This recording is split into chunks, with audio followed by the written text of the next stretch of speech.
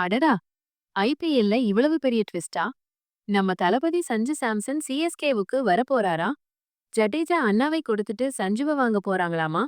இந்த டீலிங்காக நம்ம வாஷிங்டன் சுந்தரையும் சேர்த்து கேட்க குஜராத் அணி என்ன குழப்பத்துல இருக்காங்க தெரியுமா?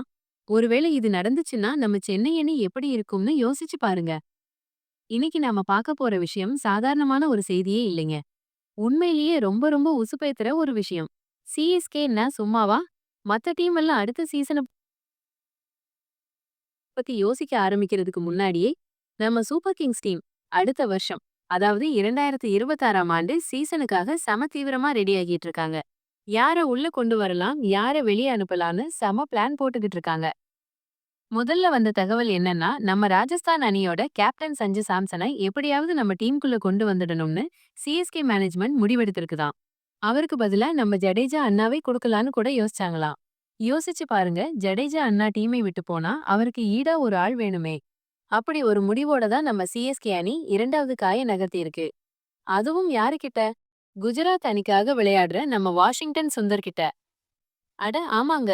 குஜராத் அணிகிட்ட போய் நீங்க வாஷிங்டன் சுந்தரை எங்ககிட்ட குடுத்துடுங்க, அதுக்கு உண்டான பணத்த நாங்க தந்துடுறோம்னு கேட்டிருக்காங்க நம்ம சென்னை டீம்.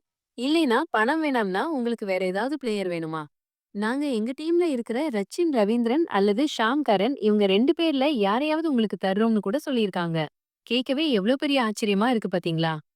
சரி, ஏன் வாஷிங்டன் சுந்தரை இவ்வளவு தூரம் கேட்கணும்னு பார்த்தா குஜராத் அணி அவரை வாங்கினதே 3,20,00,000 ரூபாய்க்கு தான்.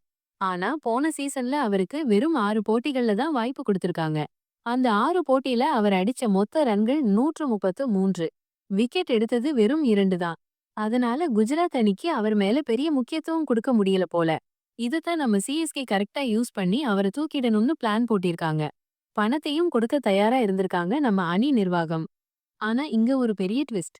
போன ஐபிஎல் சீசனுக்கு அப்புறம் நம்ம வாஷிங்டன் சுந்தர் அபாரமா விளையாட ஆரம்பிச்சிட்டாரு. குறிப்பா ஆஸ்திரேலியாவுக்கு எதிரா நடந்த அவர் 49 ரன்கள் அடிச்சு எல்லாரையும் அசத்தியிருக்காரு. பந்து வீச்சிலையும் இப்போ அவர் சம ஃபார்ம்ல இருக்காராம். இதனால குஜராத் டீம் என்ன முடிவெடுத்திருக்காங்கன்னா, ஐயோ! இவரை இனிமே நம்ம அதிகமா யூஸ் பண்ணலாம்னு சொல்லிட்டு சிஎஸ்கேவோட இந்த கோரிக்கைய நிராகரிச்சுட்டாங்களாம். கேட்கவே நம்ம மனசுக்கு கஷ்டமா இருக்குல்ல? அடுத்தடுத்து செம சாமர்த்தியமா சிஎஸ்கே அணி காய்களை நகர்த்திக்கிட்டே வந்தாலும் அது கைகூடாம போறது நம்ம சென்னை ரசிகர்களை ரொம்பவே சோகத்துல ஆழ்த்திருக்கு. எப்படியோ வரும் நவம்பர் 15ஆம் தேதி இல்லனா 16ஆம் தேதிக்குள்ள எந்தெந்த வீரர்களை தக்க வைக்க போறாங்கங்கிற லிஸ்ட ஒவ்வொரு அணியும் கொடுக்கணும்னு சொல்லியிருக்காங்க. நம்ம சிஎஸ்கே டீம் சஞ்சு சாம்சன், வாஷிங்டன் சுந்தர்னு பெரிய பெரிய பிளேயர்களை கேட்டது ஒரு பக்கம் இருந்தாலும், அது நடக்காம போனது நம்ம எல்லார் மனசுலயும் ஒரு வெறுமையை கொடுத்துருச்சு. தளபதி தோனி என்ன பிளான் வச்சிருக்காரோ தெரியல. ஆனா நம்ம டீமுக்காக அவர் கண்டிப்பா ஒரு அதிரடி முடிவை எடுப்பாருன்னு நம்புவோம். உண்மையிலேயே சொல்லுங்க, ஜடேஜா அண்ணாவை கொடுத்துட்டு சஞ்சு சாம்சனை வாங்க சிஎஸ்கே நினைச்சது சரியான முடிவா? ஒருவேளை வாஷிங்டன் சுந்தர் நம்ம சிஎஸ்கேவுக்கு வந்திருந்தா டீம் எவ்வளவு ஸ்ட்ராங்கா இருந்திருக்கும்னு நீங்க நினைக்கிறீங்க?